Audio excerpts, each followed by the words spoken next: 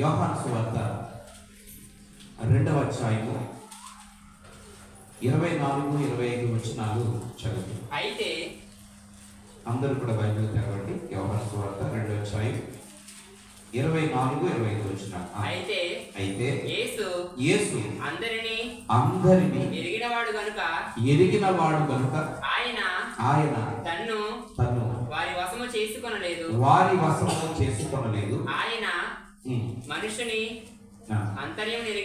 మనుషుని యొక్క ఆంతర్యము ఎరిగినవాడు గనుక ఎవడును మనుషుని గూర్చి ఆయనకు సాక్ష్యమియ్యనక్కరలేదు.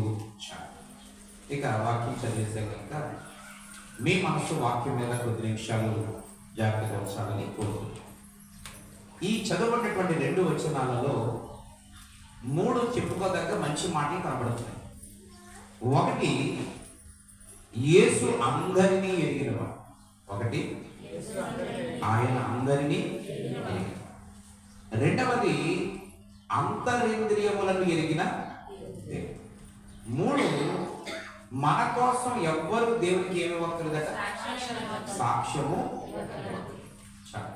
ఈ 3 మాటలను ఉద్దేశించి కొంచెం లోతైనటువంటి మాటలను ఈ సమయంలో మనం విందాం. పిల్లల, మొదటిది, ఆయన అందరినీ ఎరిగిన దేవుడు. ఈరోజు ఈ స్థలంలో కూర్చున్న మనందరం చూడడానికి బాగానే కనబడతాం, కానీ ఒక్కొక్కరిలో ఒక్కొక్క సమస్య. పెద్దవారిలోనూ సమస్యలు ఉన్నాయి, చిన్నవారిలోనూ సమస్యలు, పురుషులలోనూ సమస్యలు ఉన్నాయి, స్త్రీలలో సమస్యలు. వివాహం అయిపోయిన వారు సంతోషంగా ఉన్నారనుకుంటాం, వారిలో సమస్యలు ఉన్నాయి. వివాహం అవ్వవలసిన వారు చాలా హ్యాపీగా ఉన్నారనుకుంటాం, వారిలో కూడా సమస్యలు. డబ్బులు వచ్చినా సమస్యలు ఉన్నాయి, డబ్బులు లేకపోయినా సమస్యలు. అయితే పిల్లరా, చూడడానికి అందరూ కూడా సంతోషంగా కనబడవచ్చు, కానీ ఆయన అందరినీ ఎరిగిన దేవుని స్తోత్రం. ఈ మధ్యాహ్నం వేళ ఈ దేవుని మందిరంలో కూర్చున్న ఎంతమంది వివిధ రకాలుగా సమస్యలతోనూ ఆలోచనలతో ఉన్న మనందరూ ఆయనకు తెలుసు. 2, అంతరింద్రియములను ఎరిగినవాడు. ఇప్పుడు నేను ఇలా వాక్యం చెప్తున్నాను, నేను ఏం ఆలోచిస్తున్నానో మీరు చెప్పలేదు. మీరందరూ నా వైపు చూసి వాక్యాన్ని వింటున్నారు అనుకుంటాను, కానీ మీ మనసులు ఎక్కడెక్కడికి వెళ్ళి వచ్చేస్తున్నాయో చెప్పండి, నాకు తెలుస్తుందా? దేవుని స్తోత్రం. ఇప్పుడు వాక్యం అంటే వస్తుంది అలా, ఒకసారి ఆ మనసు అలా దగ్గరపడుతుంటుంది, అలా కీర్తి అలా హైదరాబాద్ వెళ్ళిపోతుంది మనసు, అలా ఏదేశం వెళ్ళి అలా బయట వెళ్ళేలాగా వచ్చాను కదండి. ఏమంటే 1-2 పేర్లు చెప్పారండి కాదు. పిల్లరా, మనందరి యొక్క భావాలు అలాగే ఉంటాయి, కానీ మీ అందరూ దేనికోసం ఆలోచిస్తూ కూర్చున్నారో నాకు తెలుసుదా? కానీ అంతరింద్రియాలను ఎరిగిన వాడు ఒక దేవుడు. దేవుని స్తోత్రం. దావీదు గురించి దేవుడు అంటాడు, మనుషులు పై రూపాన్ని చూస్తారు కానీ దేవుడు అంతరంగాన్ని. యెషయాకు కలిగినటువంటి 8 మంది సంతానంలో తల్లిదండ్రులు ఏమని నిర్ణయించారు అంటే, రాజు తగినటువంటి ఎత్తైన, ఆ బలమైన, బుద్ధాతనమైన, చదువైన, ఆ కళలైన, ఇవన్నీ కూడా ఈ 7గురైతేనే ఎలిజిబుల్ అనుకున్నారు. దేవుడేమో దావీదు యొక్క హృదయాన్ని. రాజ్యం బాగుండాలి అని అంటే మనిషి పైరూపం బాగుంటే రాజ్యం బాగుంటుంది, మనసు బాగుంటేనే రాజ్యం ఉండే ప్రజలు బాగుండాలని ప్రజలను ఉద్దేశించి, క్షేమాన్ని ఉద్దేశించిన దేవుడు పైరూపాన్ని చూసి రాజుగా ఎన్నుకోలేదు, కానీ అంతరంగాన్ని చూసి దావీదును రాజుగా. ఇక మధ్యాహ్నం వేళ మనల్ని, మన కుటుంబానికి నాయకులుగా, మన ప్రాంతానికి మనలను ఒక సహాయం చేసే ఒక చక్కని సహకారిగా దేవుడు ఉంచడానికి మన అంతరంగాన్ని చూసి దాన్ని బట్టి మనల్ని ఎన్నుకొని ఏర్పాటు చేసుకుంటాడు.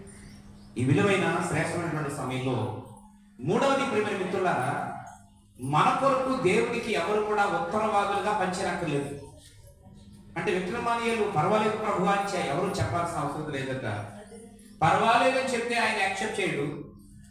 ఇతను వేస్ట్ ప్రభు అన్నంత మాత్రాన తోసివి.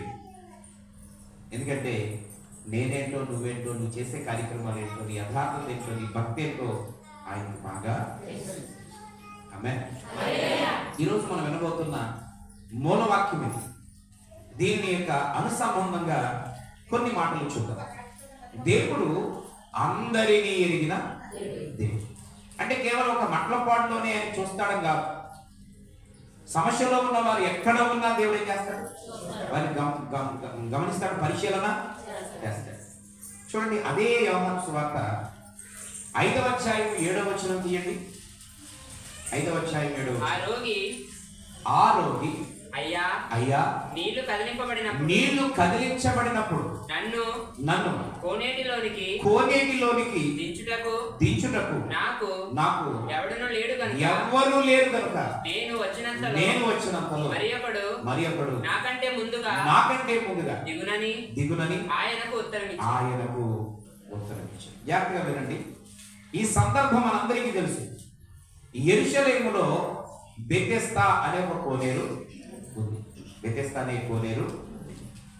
ఈ బెతెస్దా కోనేరుకు ఉన్న సిస్టమ్ ఏంటంటే దానికి 5 మండపాలు ఉన్నాయి.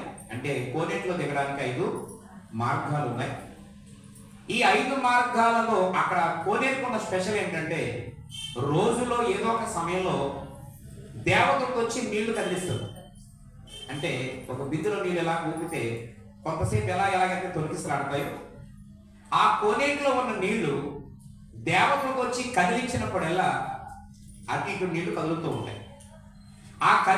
ఆ నీళ్లు కదులుతున్న నిమిషమో 2 నిమిషాల్లోనూ వ్యాధిగ్రస్తులైన వారు గబగబాలో దూకేస్తే గబగబాలో దిగిపోతే వాళ్ళందరూ బాగుపడిపోతున్నారు.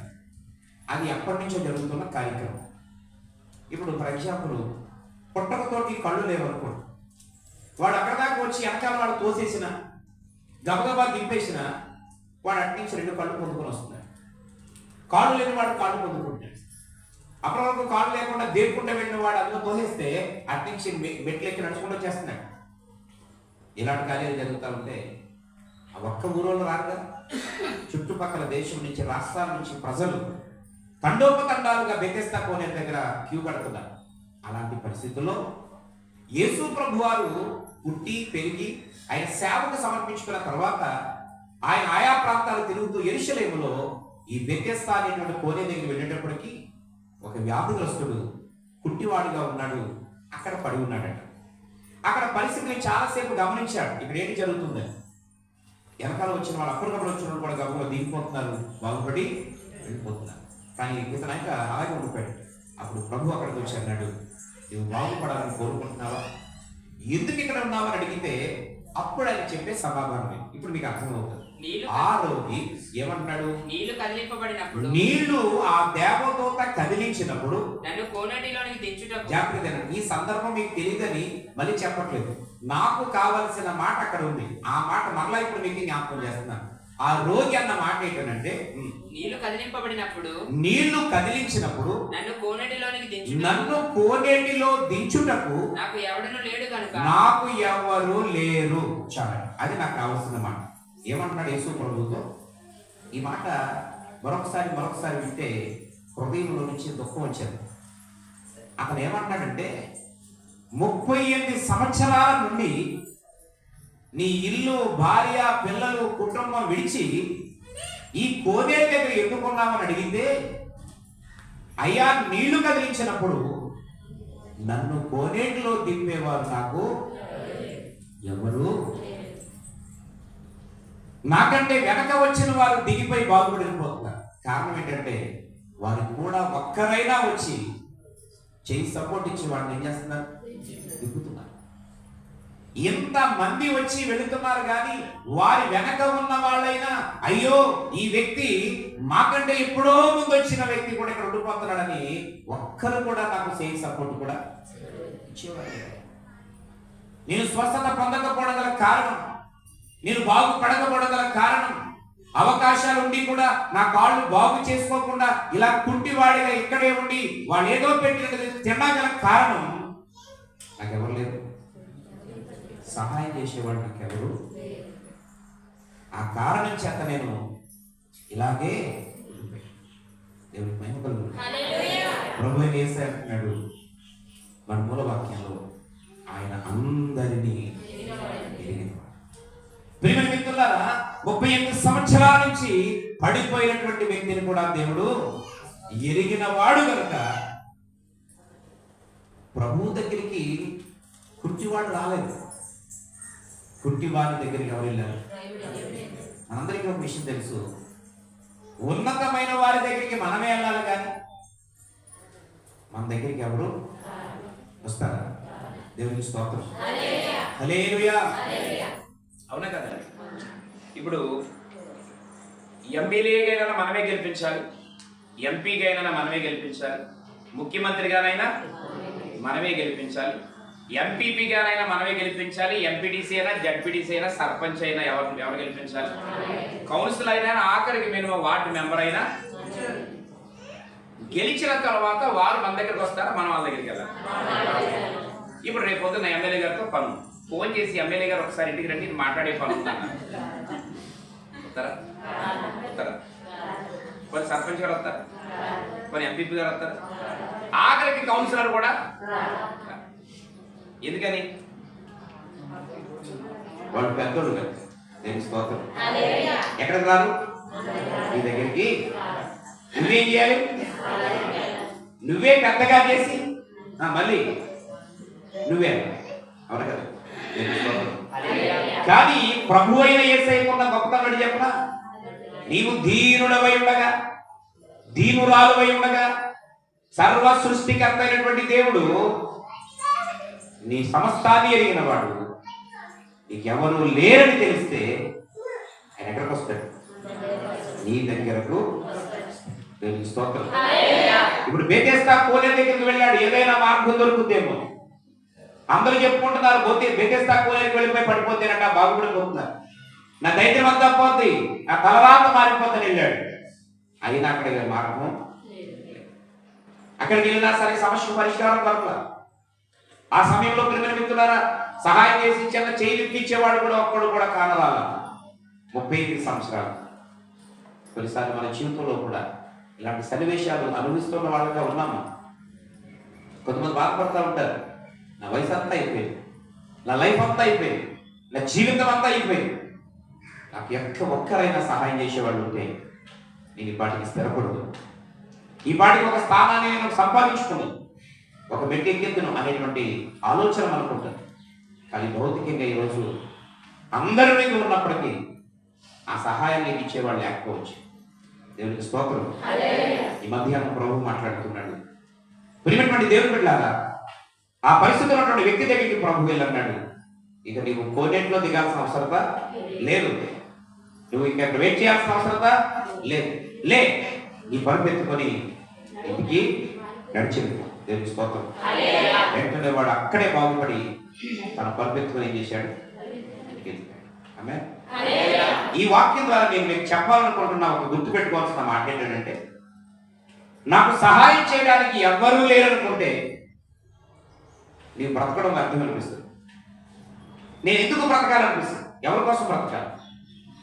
నాకెవ్వరూ లేనప్పుడు, నా కోసం ఆలోచించేవారు లేనప్పుడు, నాకు సహాయం చేసేవారు లేనప్పుడు నేను ఎందుకు బ్రతకాలి? నేను ఎవరి కోసం బ్రతకాలి? ఈ బ్రతుకు అవసరమా అనిపిస్తుంది. కానీ దేవుడు మాట్లాడుతున్నాడు, నేనే ఎవరికైనా సహాయం చేయాలని నిలబడితే ఆ బ్రతుకు అర్థం ఉంటుంది. దేవుని స్తోత్రం. ప్రియమైన, నాకు ఎవ్వరూ లేరనుకుంటే బ్రతకడం వ్యర్థం అనిపిస్తుంది. నేనే ఏదో ఒకటి చేసి ఎవరికైనా సహాయం చేయాలనుకుంటే ఆ బ్రతుకి అర్థం. దేవునికి స్తోత్రం. ఈ విలువైన సమయంలో దేవుడు మాట్లాడుతున్నాడు. అక్కడ అదే చెప్తున్నాడు యేసు ప్రభుతో, అయ్యా నాకెవరు ఆమె. దేవుళ్ళారా, చాలా సార్లు మన వాళ్ళు, మన ఇంటి పేరు గల వాళ్ళు, మన బంధువులు, మన రక్త సంబంధులు కోకొల్లలుగా ఉన్నారు.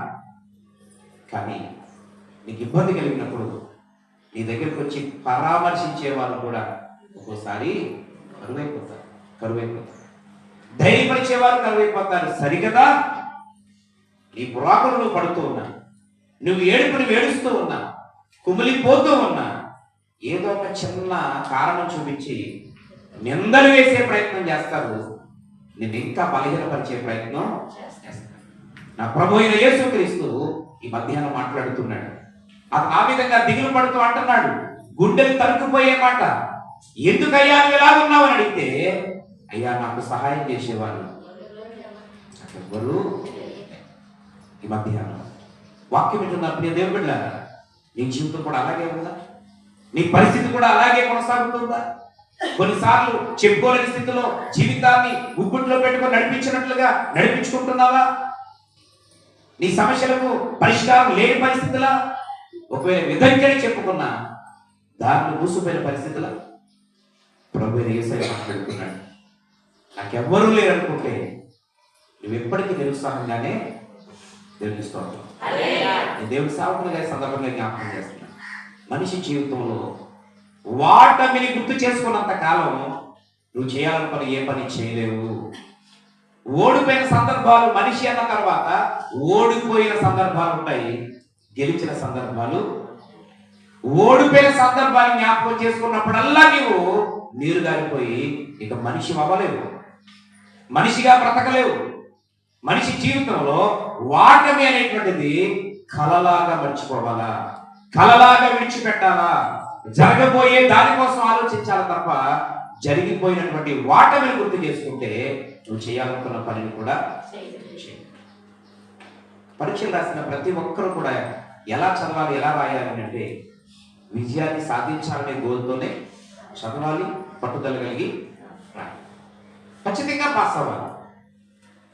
ఇన్ కేస్ పొరపాటును చదివాము, ప్రయత్నం చేశాము, రాసాము, అయినా ఫెయిల్ అయినావు అనుకో, అప్పుడు చేయాల్సిన పని తెలిసిన నేను ఫెయిల్ అయిపోయాను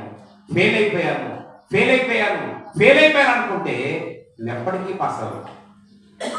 నువ్వు చూడాల్సింది ఏంటి తెలిసిన, నిజంగా తప్పు జారి ఆ పని జరిగిపోయింది అనుకో, నువ్వు చదివే స్టడీలో 6 సబ్జెక్టులు 1 సబ్జెక్టు పోయి ఫెయిల్ అనే మాట వచ్చేసింది.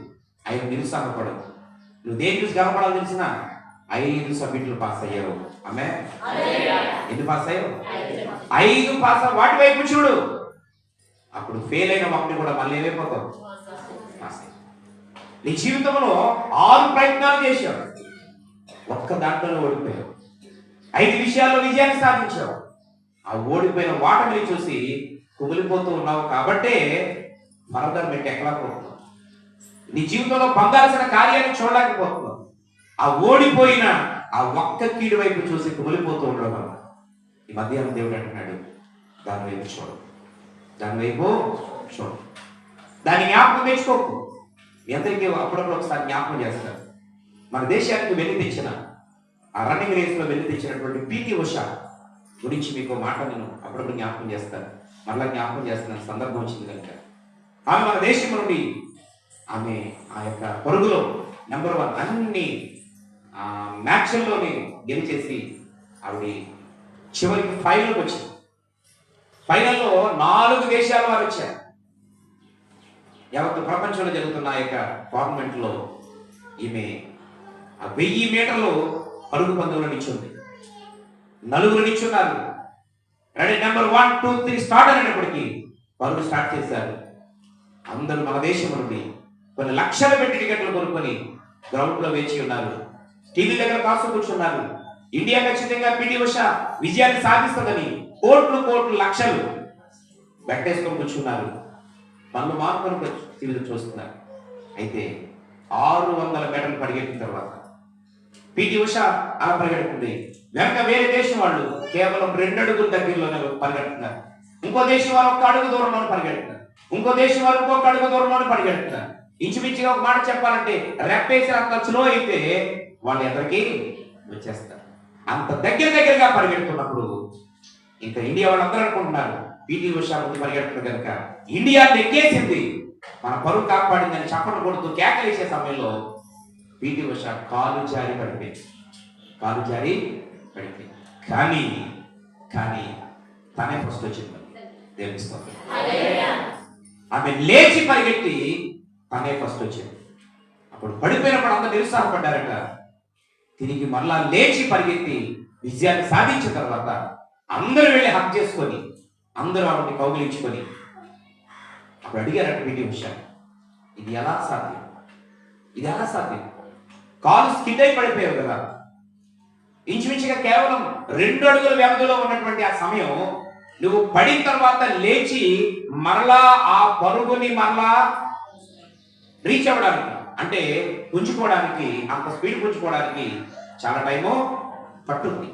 ఇవన్నీ కూడా అధిగమించి వారందరికంటే మరలా ఫస్ట్ ఎలా పరిగెట్టావు అని అందరూ ఆప్యాయంగా అడిగితే అందరికి ఆశ్చర్యపోయే సమాధానం పీడియోస్ ఏం చెప్తే తెలుస్తున్నారు, నేను పడిపోయానన్న సంగతి మర్చిపోయి పరిగెట్టాను. తెలుస్తాను ఏమి చెప్పిందంట, నేను మీరు అంటున్నారేమని, ఉషా పడిపోయావని, కానీ నా మనసులో ఏం లేదు, నేను పడిపోయాననే సంగతి మర్చిపోయి పరిగెట్టాను కాబట్టే నేను మరలా ఈ ఫస్ట్ లో సాధించగలిగాను. తెలుసుకోవాలి. మనిషి జీవితంలో కూడా మన జీవితంలో కొన్ని వాటములు ఎదురైన సందర్భాలు, కొన్ని ఓడిపోయిన సందర్భాలు ఉన్నాయి. దేవుని స్తోత్రం. ప్రతి వాటములో దేవుడు ఏం చేస్తాడు, మరలా విజయాన్ని తప్పకుండా ఇస్తాడు. మనం ఎక్కడైతే ఓడిపోయామనుకుంటాం, ఎక్కడైతే మనం బలహీనం అయిపోయామనుకుంటాము, ఎక్కడైతే మనం కృంగిపోయామనుకుంటామో దేవుడు అక్కడే మనం ఏం చేస్తాడు, విజయ పదంలో నడిపిస్తాడు. దేవుడికి స్తోత్రం చెప్పాలి. హల్లెలూయా. కనుక ప్రియమైన మిత్రులారా, ఈరోజు మన జీవితంలో ఇక నా బ్రతుకు అయిపోయింది, నా పరిస్థితి అయిపోయింది, నేను అయిపోయాను అనుకుంటే నువ్వేమీ చేయలేవు. కానీ దేవుడు అంటున్నాడు, వాటిని ఎప్పుడు ఏం చేయదు, గుర్తు తెచ్చుకోవద్దు. దేవుడికి స్తోత్రం. హల్లెలూయా. అవమానం పొందిన చోటే అభిషేకం నాకిచ్చావే, వెలివేయబడిన స్థలములో నన్ను నిలిపినావే. అవమానం పొందిన చోటే అభిషేకం నాకిచ్చావే, వెలివేయబడిన స్థలములో నన్ను నిలిపినావే. జాతినిచ్చి కనసాగించి మంచి పేరు నాకిచ్చావే, జాతినిచ్చి కనసాగించి శాశ్వతమైన కృపతో నన్ను నడుపుచున్నావే, శాశ్వతమైన కృపతో నిన్ను పోలిపోనగా నా పక్షాంతగా నిన్ను కృంగి నిన్ను నాతో ఉండగా నిన్ను పోలిపోనగా పక్షాంతగా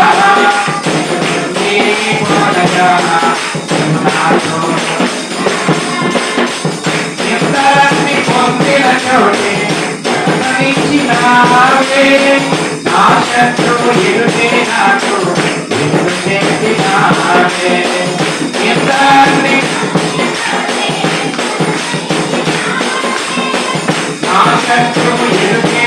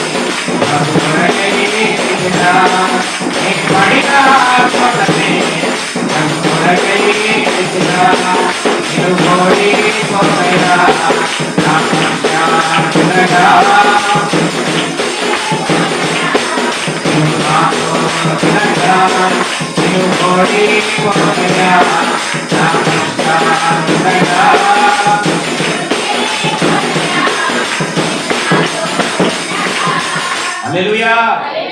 అవమానం పొందిన చోటే దేవుడు ఏమి ఇస్తాడట అంటే దాని అర్థం మన తలపైకి దేవునికి స్తోత్రం చెప్పండి. ప్రియమైనటువంటి దేవుని బిడ్డలారా, ఎక్కడైతే మనం పడిపోయామనుకుంటామో అక్కడే మనం ప్రభు కొరకు దేవుడు ఏం చేస్తాడు? నిలబెడతాడు. అంటే దీని అర్థం ఏంటంటే దేవుడు నిన్ను వాటమి ఫాలో.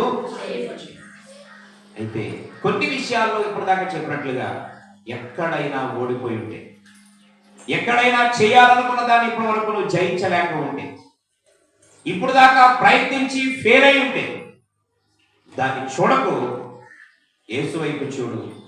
దేవుడు నిన్ను విజయ పదంలో నడిపిస్తాడు. దేవుని స్తోత్రం. ప్రకటన గ్రంథం 1వ అధ్యాయం, ప్రకటన గ్రంథం 1వ అధ్యాయం 9వ వచనం చూడండి. మీ సహోదరులను యేసును బట్టి కలిగేటువంటి శ్రమలలోను రాజ్యములోను సహనములోను పాలివాడనైన యోహాను అను నేను దేవుని యొక్క వాక్యము నిమిత్తమును దేవుని గూర్చినటువంటి సాక్ష్యము నిమిత్తమును పద్మాసు ద్వీపములో పరవాసినైతిని. దేవుని స్తోత్రం. చాలా మందికి అర్థం అవ్వలేదని సంగతి నాకు అర్థమైంది. ఈ చదివినప్పుడు చాలా మందికి అర్థం అవ్వలేని సంగతి అర్థమైంది. చాలా సింపుల్ గా చెప్పేస్తారు. యేసు ప్రభువుకున్నటువంటి శిష్యులు ఒక్కొక్కరు ఒక్కొక్క విధంగా ప్రాణ త్యాగాన్ని చేసి వారి జీవితాలను అర్పించుకున్నారు. యేసు ప్రభు వారిని ఎలా సిలువేస్తే మరొక శిష్యుడు నన్ను అలా సిలువేయడానికి అర్హుడు కాదు, ఆయనలాగా చచ్చిపోవడానికి కూడా నేను యోగ్యుడిని, కాబట్టి నా తల కిందకు పెట్టి కాళ్ళు పైకెట్టి సిలువేయమన్నాడు. మరొక శిష్యుడు ఏమన్నాడు తెలిసిన? నాకంటే ముందుగా చచ్చిపోయిన శిష్యుడు అంత గొప్పవాడు కాదు నేను, నన్ను ఇంటూ మార్కులో సిలువేయండి అన్నాడు. అంటే ఈ చెయ్యి ఎలా లాగారు, ఈ కాలు ఇలా పైకి లాగారు, ఈ కాలు ఈ పక్కకు లాగారు, ఈ చెయ్యి కిందకు లాగారు. ఇలా ఇంటూ మార్కులో ఒక శిష్యుడు సిలువేస్తున్నాడు.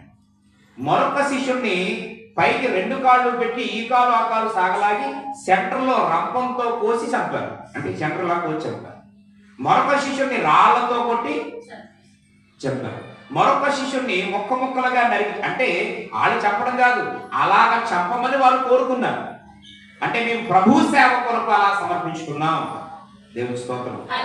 ఇలా ఒక్కొక్కరు ఇలాగా హతసాక్షులైతే యోహాను దేవుని కొరకు నిలబడితే యోహాను చంపాలని చాలా ప్రయత్నం చేస్తే యోహాను మీద దేవుని అభిషేకం ఉండటం వలన యోహాన్ని ఎవరు ఏం చేయలేకపోయారు.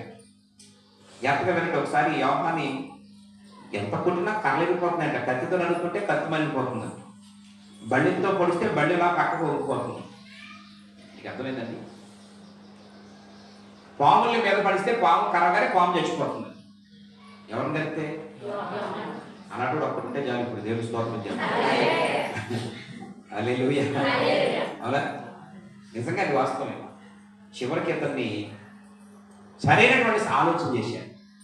యోహాను చంపడం ఒకేలాగా సాధ్యమని చెప్పి ఒక 300 కేజీలు బిర్యానీ వండే ఒక గిన్నె ఎంత ఉంటుంది అలాంటి ప్యానాన్ని తెచ్చి పొయ్యి మీద పెట్టి మంట పెట్టి 4 పీపాల నూనె అందులో పోసి చాలా చాలా చాలా చాలా మరుగుతూ ఉంటాయి. అందులో ఉల్లిపాయ ముక్కలు కనబడవు, నలకలా ఉంటాయి. ఒక ఉల్లిపాయ పడేస్తే బొగ్గులా అయిపోద్ది.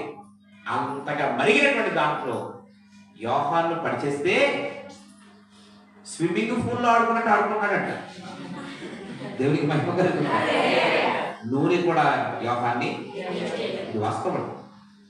ఏమి చేయలేకపోతే ఈ యోహాన్ని చంపడం ఎలాగ సాధ్యం కాక పద్మాసు దీపం తీసుకెళ్ళక పడేయారు.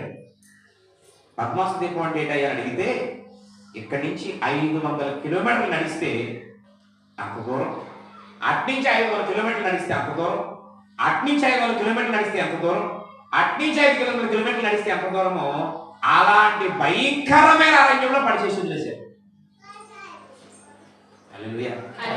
ఇంకా అక్కడి నుంచి మనడు ఎక్కడికి రాలేడు. ఫుడ్ ఉండదు, మంచినీళ్ళు ఉండవు, మనుషులు ఉండరు, నడవాలంటే నడిచేలోపు చచ్చిపోతాడు. మీకు అర్థమైందండి? అలాంటి ప్రదేశంలో పడేస్తే యోహాను దాన్ని కూడా శ్రమగా తీసుకోలేదండి. అక్కడ కూడా అవకాశాన్ని సద్వినియోగం చేసుకున్నాడు. దేవునికి స్తోత్రం చెప్పారు. ఎలా తీసుకున్నాడు అనుకుంటున్నారు? ఊర్లో ఉంటే ప్రార్థన చేసుకుని ఎత్తలేదు ఎవరిని మనకి మనోళ్ళు అని చెప్పి శుభ్రంగా ప్రార్థన చేసుకొచ్చి ఇక్కడ ఎవరు కూడా ఉంటుందని మోకాళ్ళు వేసేసాడు. ప్రార్థన చేయడం మొదలు పెడితే దేవుడు మోకాళ్ళ మీద ఉన్నవాడిని మోకాళ్ళు ఉన్నట్టుగా శరీరం ఉండిపోయింది. ప్రాణాన్ని దేవుడు పరలోకానికి తీసుకెళ్ళిపోయి రాకడలో ఏం జరగబోతుంది, చనిపోయిన తర్వాత ఏం జరుగుతుంది, పరలోకంలో ఏముంది, తీర్పు అంటే ఏంటి, 24 మంది పెద్దలంటే ఏంటి, ఈ 7 గుర్రాలంటే ఏంటి, 7 సంవత్సరాల శ్రమకాలం ఏంటి, తర్వాత ఇవన్నీ 24 మంది పెద్దలు ఎలాగ తీర్పిస్తారు, 1000 సంవత్సరాల రాజ్య పరిపాలన ఏంటి, పరలోకం ఎలా ఉంటుంది, ఇవన్నీ చూపించి మరలా పంపించాడు. దేవుని స్తోత్రం. పంపించి మెగమరుగులు వచ్చేసాడు. వచ్చేసి బైబిల్ రాశాడు. దేవుని స్తోత్రం. హల్లెలూయా.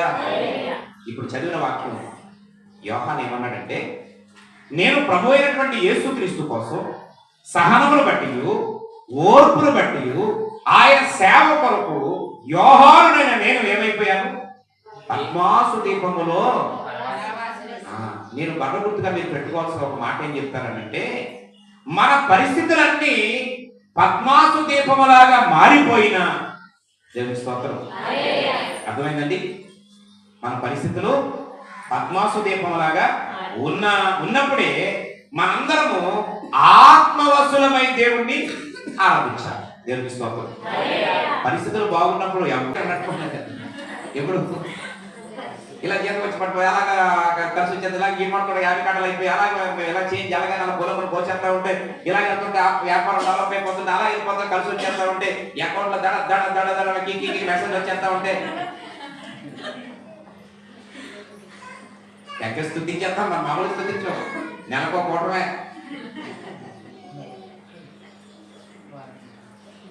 పరిస్థితులు బాగోకపోతే మన జీవితంలో టింగుమని పోనేవాం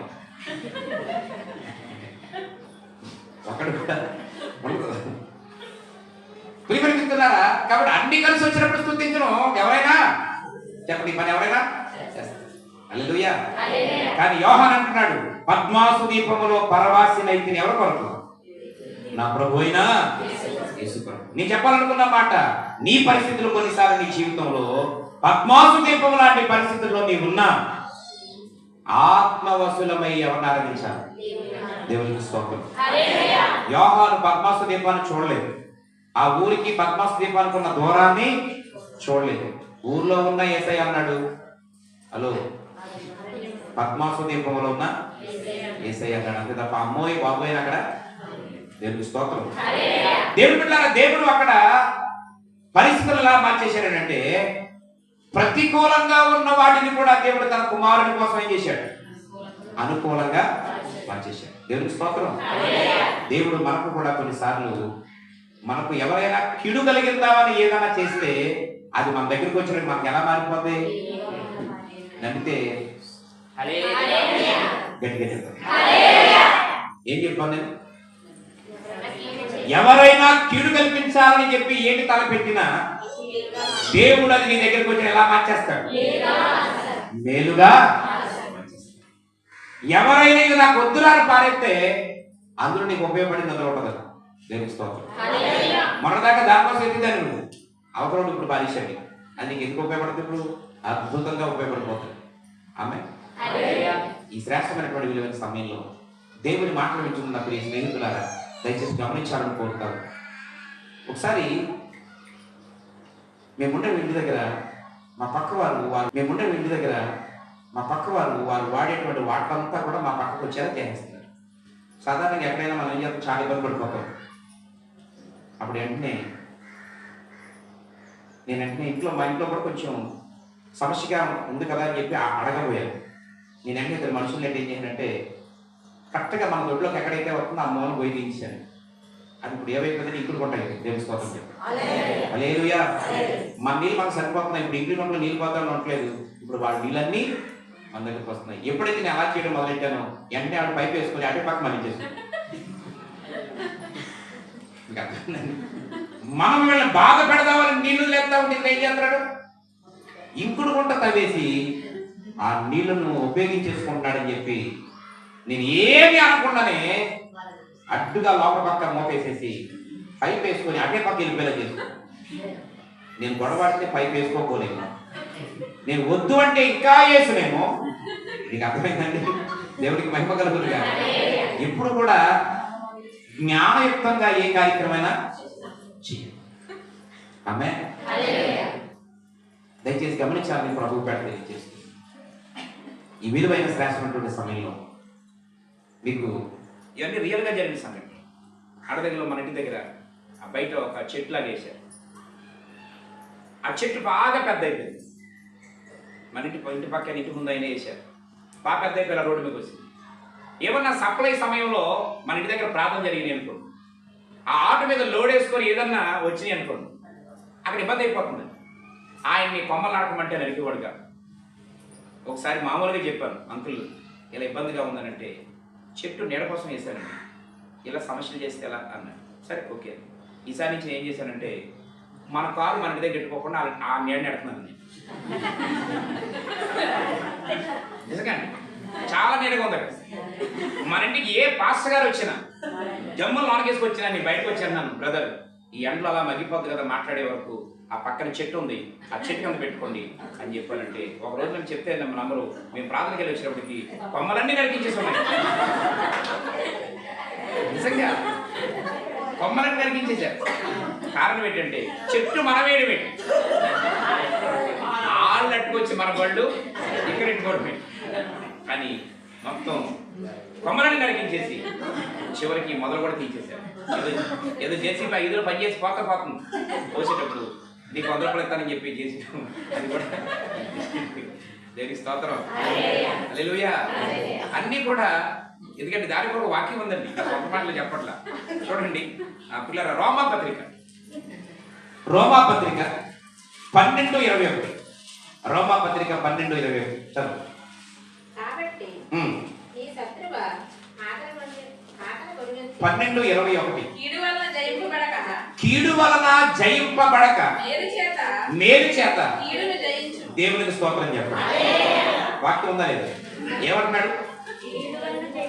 కీడు వలన ఏదన్నా నువ్వు జయించలేకపోతే, దెబ్బలాడి సాధించలేకపోతే, గొడవాడి సాధించలేకపోతే, మాటకు మాట వేసి సాధించలేకపోతే ప్రేమతో ఏం చేయచ్చట?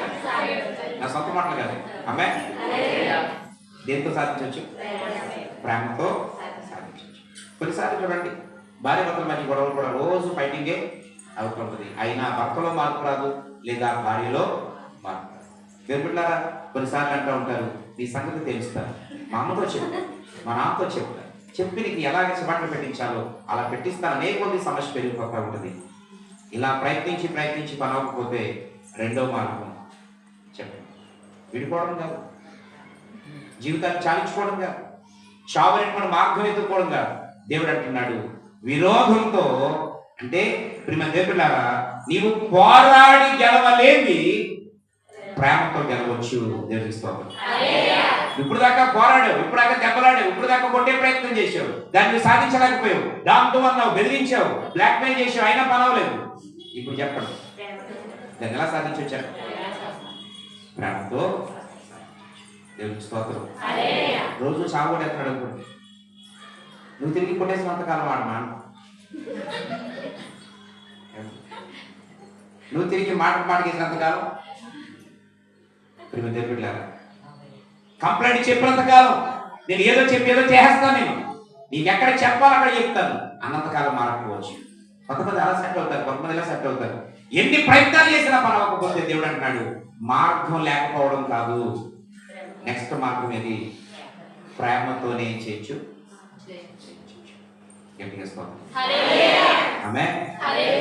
ఇందాక నేను 1-2 చిట్కాలు చెప్పాను.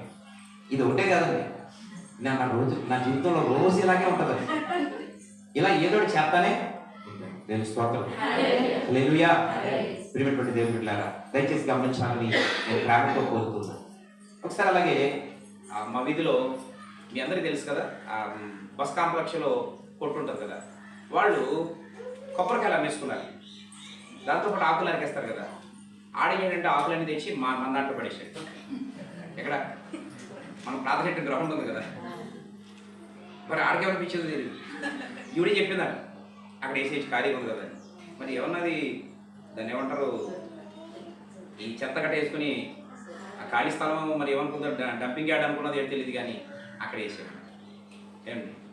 అయితే మామూలుగా వెళ్ళి కుర్రోడు చెప్పాను, అది ఎక్కడ వేసారంటే ఎక్కడ ప్రార్థన ఉంది, 1 వారం రోజుల్లో దాన్ని తీసేసి వేరే చోట వేసుకోండి అంటే, ఎక్కడైతే ఏమైంది అన్నారట.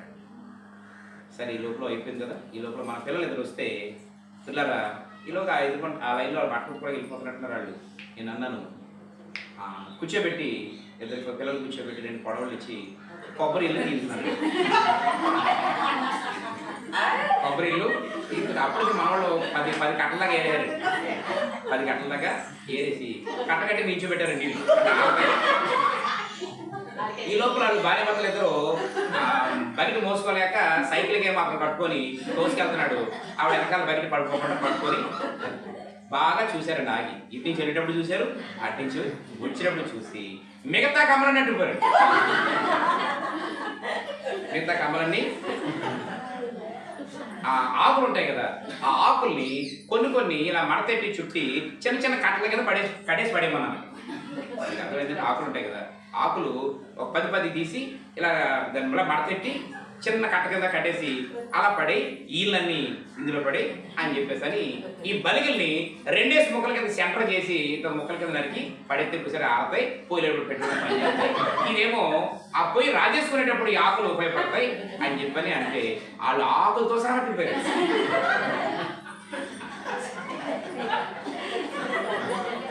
నేను చాలా విషయాల్లో ఎప్పుడు ఎవరితో గొడవడానికి ఇష్టపడ్డా, చాలా స్మూత్గా. ఏమండి ప్రియమైన దేవుని బిడ్డలారా, ఇలా చాలా విషయాల్లో వాళ్ళకి మనం కొన్ని విషయాలు నేర్పించిన వాడు అవుతాం. రెండోసారి అలా చేయకుండా జరుగుద్ది. మనం కొన్ని విషయాలు వాళ్ళకి నేర్పించిన వాడు. దేవుని స్తోత్రం. అంటున్నాడు పోరాడి గెలవలేంది ఎలా గెలవచ్చు? దేవునికి స్తోత్రం. ఎందుకంటే అంతరింద్రియములను ఎరిగిన దేవుడు. నీవు మంచి ఉద్దేశంతో పోవాలనుకుంటున్నావు, మంచి ఆలోచనతో పోవాలనుకుంటున్నావు, ఎలాంటి వారి యొక్క ఆలోచన అలా లేనప్పుడు దేవుడు అంటున్నాడు నీవు ఈ ఆలోచనను ఎన్నుకున్నప్పుడు, నీ నిర్ణయాన్ని మార్చుకున్నప్పుడు సమస్తము ఎరిగిన దేవుడు కార్యం చేయకుండా ఉండడు. దేవునికి స్తోత్రం. నీ ప్రయత్నంతో పాటు ఎవరి సహాయం ఉంటుంది? దేవుని యొక్క సహాయం ఖచ్చితంగా ఉంటుంది. దేవుడికి మహిమ కలుగును కనుక అందరి హృదయాలను దేవుడు ఏం చేస్తాడు? పరిశీలన. కాబట్టి నా పని అయిపోయింది, నా బ్రతుకు అయిపోయింది, నా జీవితం అయిపోయింది, ఇక నేనేమీ చేయలేదు, నేను ఈ విషయంలో సాధించలేకపోతున్నాను, అందరూ నాకు శత్రులు అయిపోయారు, ఇక నాకు భూమి మీద మనుగడ లేదు అని ఎప్పుడు కూడా నువ్వు బలహీనపడవద్దు, నిరుత్సాహపడవద్దు అని ప్రభు అయినటువంటి యేసుక్రీస్తు తెలియజేస్తూ ఉన్నాడు. ఆమేన్. హల్లెలూయా. ఈ విలువైన శ్రేష్టమైనటువంటి సమయంలో దేవుడి ద్వారా నీవు దేవుని యొక్క వాక్యం ఎరిగిన వ్యక్తిగా బైబిల్ ఇచ్చినటువంటి మాటలను నమ్మితే చిన్న సమస్య దేవుడు దాని నుంచి బయటకు తీసుకొస్తాడు, అది పెద్ద సమస్యనా తీసుకొస్తాడు. ఆమేన్. అద్భుతమైన విలువ సమయంలో నేను ఒక మాట చెప్పి ముగించే ప్రయత్నం చేస్తాను. ఆదికాండము 4:4. ఆదికాండము 4:4. హేబేలు కూడా తన మందలో తొలిచూలను పుట్టిన వాటిలో గ్రోమిన వాటిని కొన్ని తెచ్చెను. యెహోవా హేబేలును అతని అర్పణను లక్ష్యపెట్టెను. కయీనును అతని అర్పణను లక్ష్యపెట్టలేదు. దేవునికి స్తోత్రం. ఇప్పుడు మనందరికీ తెలుసు కయీను హేబేలు వీళ్ళిద్దరు కూడా దేవుడికి సరైనటువంటి అర్పణ ఇచ్చారు. కానీ దేవుడంట కయ్యూని అర్పణ అంగీకరించలేదు కదా, కయ్యూని అంగీకరించలేదు కదా, కయ్యూని యొక్క అర్పణను కూడా అంగీకరించకుండా హేబేలు యొక్క అర్పణ అంగీకరించాడు. ఎందుకని మన మూలవాక్యం ఆయన అందరినీ ఎరిగినవాడు. ఏమంటే ఎంతసేపు నీకు ఆయన ఇవ్వడమే కాకుండా నీ దగ్గర నుంచి దేవుడు తీసుకునేది కూడా ఆయన అంగీకరించకపోతే దానివల్ల నీకు ఏమన్నా తెలుసా? ఆశీర్వాదం రాదండి. దేవుని స్తోత్రం. ఎందుకంటే మీకు అర్థం మాట చెప్పాలి, దేవునికి మనం ఇవ్వడం గొప్ప కాదండి. మీకు అర్థమైందండి, దేవునికి మనం ఇవ్వడం గొప్ప కాదు, దేవుడు మనం ఇచ్చేది స్వీకరించడం గొప్ప. ఈ మాట మీకు అర్థమైంది? దేవునికి మనం ఇవ్వడం కాదండి గొప్ప, మన దగ్గర మనం ఇచ్చేదాన్ని ఆయన స్వీకరించడం గొప్ప. దేవుని స్తోత్రం. ఎందుకు మాట అక్కడ రాయబడింది అంటే హేబేలు ఇచ్చాడు, కయ్యూను ఇచ్చాడు. మరి దేవుడు కయ్యూని స్వీకరించాడా? స్వీకరించాడు. హేబేలు ఏం చేశాడు? స్వీకరించాడు. ఎందుకు అనంటే ఆంతర్యాన్ని ఎరిగిన దేవుడు, అందరినీ ఎరిగినటువంటి దేవుడు కయ్యూని యొక్క హృదయం ఎలాగుందో, హేబేలు యొక్క హృదయం ఎలాగుందో తెలుసుకున్నాడు. కాబట్టి దేవుడు హేబేలుది అంగీకరించాడు. దేవుని స్తోత్రం. నేటి దినాల్లో మనం కూడా దేవుడికి ఇచ్చేస్తున్నాం అనుకుంటున్నాం. మన కూడా గొప్పట. నీ మంచి మనసుతో ఇవ్వాలి, నీ నిండు మనసుతో ఇవ్వాలి, నీ హృదయపూర్వకంగా ఇవ్వాలి. దావీదు ఒక మాట అంటాడు, నా దేవుడు నన్ను మందిరం కట్టొద్దన్నా, నా కొడుకు చేత మందిరాన్ని కట్టించుకుంటానన్నా, నేను నా దేవుని మందిరములకు కావలసిన బంగారమును, వెండిని, వజ్రాలను, రత్నాలను నా ఇష్టపూర్వకముగా ఇస్తున్నాను. స్తోత్రం. నీవు యథార్థముగా ఇచ్చేవారంటే నీకు ఇష్టమని నేను ఎరుగుదును ప్రభువా. కనుక నేను ఇచ్చినవన్నీ ఎలా ఇస్తున్నాను? హృదయపూర్వకంగా మంచి ఉద్దేశంతో ఇస్తున్నాను. అప్పుడు దేవుడు తన అర్పణను దేవుడు ఏం చేశాడంటే, కనుక ఆయన దగ్గర నుంచి పొందడానికి మన హృదయాన్ని చూస్తాడు. మన దగ్గర నుంచి దేవుడు అంగీకరించడానికి కూడా ఏం చేస్తాడు? హృదయాన్ని చూస్తాడు. ఆమేన్. ఇంకా అంతరింద్రియములను హృదయములను పరిశోధించే దేవుడు నీ హృదయాన్ని బట్టి అంతరాన్ని బట్టి కార్యం చేస్తాడు. కానీ మనం విన్న మూలవాక్యంలో, చదివిన మూలవాక్యంలో 3వ మాట ఏంటి అంటే, నీ గురించి ఎవరు ఆయనకు సాక్ష్యము చెప్పనక్కరలేదు. తెలుసుకోవాలి అంటే నువ్వు మంచి స్థితిలో ఉండి నీ కోసం ఎవరైనా కిట్టికెట్ట వాళ్ళకి చెడ్డగా సాక్ష్యం చెప్పినా దేవుడు దాన్ని పరిగణలోనికి తీసుకుంటాడు. దేవుడి నీ యొక్క నడవడిక ఆయనకి అంగీకారం లేకుండా ఉంటే, నచ్చకుండా నువ్వు జీవిస్తూ నీ కొరకు ఎవ్వరు మంచిగా సాక్ష్యం చెప్పినా దేవుడు దాన్ని కూడా ఇచ్చాడు, అంగీకరించాడు. ఈ మాటలు అర్థమైంది కదా దేవుని స్తోత్రం. కాబట్టి మన హృదయాన్ని చూస్తాడు, మన యథార్థతను దేవుడు. కనుక ఈ విలువైన సమయంలో సమస్తమును చూసేటువంటి దేవుడు మనకి ఎవరు లేరని, మన పక్షంగా నిలబడేవారు లేరని ఆయన తెలుసు. లేదంత మాత్రం నిరుత్సాహపడదు, ఆయన నీ దగ్గరికి వచ్చే కార్యాన్ని. ఈ విలువైన సమయంలో రెండవది ప్రియమైన దేవుని బిడ్డలారా, పోరాడి గెలవలేంది ఎలా గెలవచ్చు? ప్రేమతో. దేవుని స్తోత్రం. మూడవది ప్రియమైన దేవుని బిడ్డలారా, మనం ఇచ్చేద్దాం అనుకుంటున్నాం కానీ మనం కూడా గొప్ప కాదు. మనం ఇచ్చేదాన్ని ఆయన స్వీకరించడం. దేవుని స్తోత్రం. ఈరోజు మన అర్పణ అది ఇచ్చేదైనా, ప్రార్థనైనా, కన్నీటి ప్రార్థన ఏదైనా ఆయన అంగీకరిస్తేనే సమాధానం భూమి మీదకు దేవుని మహిమ కలుగునుగా. ఈ మాటలు హృదయాల్లో భద్రపరుచుకుంది, వాక్యానుసారంగా జీవితం బలపడదాం, ఆత్మీయతను సంపాదించుకుందాం. దేవుడు అద్భుతమైన మాటలు మనందరి వీకులైన దీవించును గాక. ఆమేన్.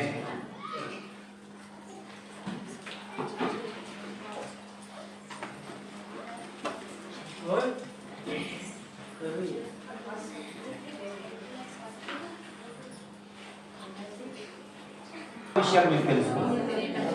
దేవానికి వందనాలు తండ్రి. అందరినీ ఎరిగిన వాడు, అంతరింద్రియాలను ఎరిగిన దేవుడు, మా కొరకు ఎవ్వరు నీకు సాక్ష్యం చెప్పలేదు దేవా అనేటువంటి మాటతో అనేకమైన లోతైన సత్యాలు నేను నేర్చుకున్నాం. ఇష్టపడిన వాక్యం ఫలింప చేయండి దేవానికి స్తోత్రాలు. మా జీవితాలలో ఆ వ్యత్యస్త కోనేరు దగ్గర నాకు ఎవరూ లేరనేటువంటి పరిస్థితి, ఆనాడు ఆ రోగే కాదు, నేటి దినంలో మేమందరం కూడా అదే స్థితిలో ఉన్నాం. దేవా యోహాను పద్మాసు దీపములో ఇబ్బంది పడినట్లు ఈరోజు పద్మాసు దీపం లాంటి పరిస్థితులు, శోధనలు మాకు ఎదురైంది. దేవానికి ఆత్మ వసులమై ఆత్మతో నేను ఆరాధిస్తే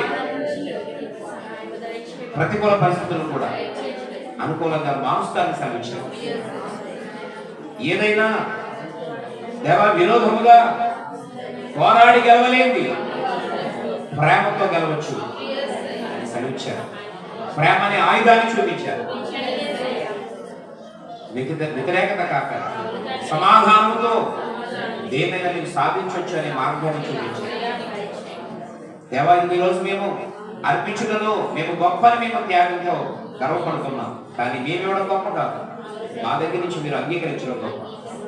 అలాంటి అంగీకరించే విధంగా మా హృదయాలకు ఉన్నట్లుగా, మా మనసులను సరి చేసుకున్నట్లుగా, మా యొక్క జీవితాన్ని అంతరింద్రియాన్ని సరి చేసుకునే విధంగా ఈ వాక్యాన్ని మా జీవితాల్లో పరిచయమని ప్రార్థన చేస్తాం. మెత్తబడిన ప్రతి మాట పరిచయం, పరిచయం కృప దయచేయండి, మార్పు దయచేయండి, జ్ఞాపకం తెచ్చుకున్నట్లు కృప దయచేయండి. నీకు స్తోత్రాలు. ఏదేమైనా ఈ వాక్యానికి మీ విలువనిచ్చి నీ చిత్తానుసారంగా జీవించే గుంపులో ఉండడానికి సహాయం చేయండి. ఈరోజు రాలేకపోయిన వారిని, దూర ప్రాంతంలో ఉన్న వారిని క్షేమంగా కాపాడు. దేవానికి వందనాలు. ఇదిగో దూరదేశంలో ఉన్న మా బిడ్డలను మీరు క్షేమంగా కాపాడు. మంచి ఆరోగ్యం, నీ భద్రత కాపుదల దయచేయండి. దేవానికి స్తోత్రాలు. అలాగే ఆయా స్థలాల్లో ఉండి ఉద్యోగం చేసుకుంటున్నారు, చదువు కొరకు వెళ్ళిన వారు, అయా తండ్రి జీవిత ఆధారం కొరకు వెళ్ళిన వారు క్షేమంగా కాపాడు. మంచి గృహాలు దయచేయండి. శాంతి, సమాధానము, సంతానము, సాటిన సహాయములు దయచేయండి. దేవ ఆర్థిక సమస్యల నుంచి విడిపించండి. ఇంతవరకు విన్న వాక్యంలో అవి నిజంగా మాకు ఎవరున్నారు అనేటువంటి నిరుత్సాహంతో కూడిపోతున్న వారిని మీరు బలపరిచి ప్రతిదిన వారు గొప్ప సాక్షులుగా వాడబడాలని, అనేక మందికి మేలు చేసిన స్థాయిలో వారు ఉండాలి.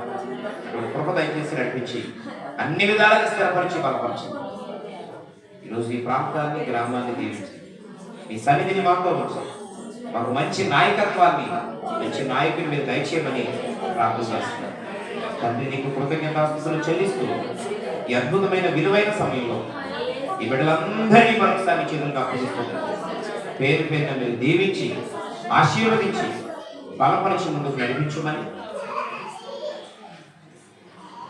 ఈ వారమంతా వారు అడిగినటువంటి ప్రతి సమస్యకు పరిష్కారం దయచేసి, వారు చెప్పిన సాక్ష్యాల్లో ప్రతి సమస్యకు విడుదలను, కార్యాలు చేసి స్వస్థతలు అనుగ్రహించి తోడుగా ఉండి నడిపించమని, కృతజ్ఞతగా అర్పించిన అర్పణలన్నింటినీ అంగీకరించి ప్రతి హస్తాన్ని మీ దూరతులుగా దీవించిన సేవకులకు దీవించి ఈ వారం జరుగుతున్న కార్యక్రమాలన్నింటిలో మీ కృప ఉంచమని, ఈ యొక్క మందిరం యొక్క అభివృద్ధి కొరకు మేము ఆలోచన చేసుకోలేము. ఊహించిన దానికంటే అందంగా, రమ్యంగా కట్టబడ్డాలి. సహాయం దయచేసి నడిపించమని, మహిమ ఘనత మీకే చెల్లిస్తూ యేసు నామములో ఈ ప్రార్థనని వెడుచున్నాము తండ్రి. యేసు రక్తమే చేయి, ప్రభేసు రక్తమే చేయి, ప్రభేసు నామానికి సంపూర్ణ విజయం, అపవాదికులకంత నాశనము కలుగును గాక. దేవానికి స్తోత్రాలు.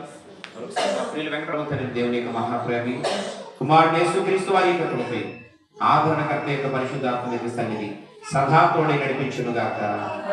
ఆమేన్.